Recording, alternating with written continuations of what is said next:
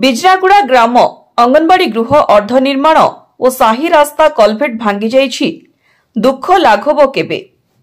नवरंगपुर जिला तेंतुलीखुंटी ब्लॉक कुकुड़ाबाई पंचायत अंतर्गत बिजरागुड़ा grammar ward number 1 anganwadi केन्द्र 2 वर्ष हेला अर्धनिर्माण एवं असंपूर्ण होई पड़ी रहिछि।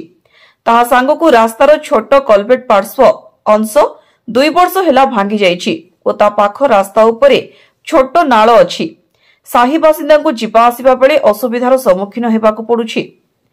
अभियोग कले मध्य केही सुनु नाहांती। काहाकु गुहारी कले सुधा कर्णपात करुनथिबा ग्रामवासी वृंद अभियोग करिसेंती।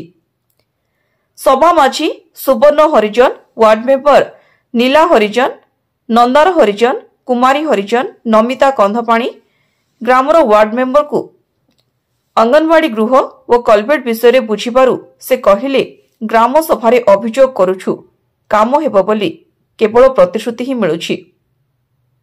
तेबे काम केबे हेबो ताहा देखिबाकू अपेक्षा।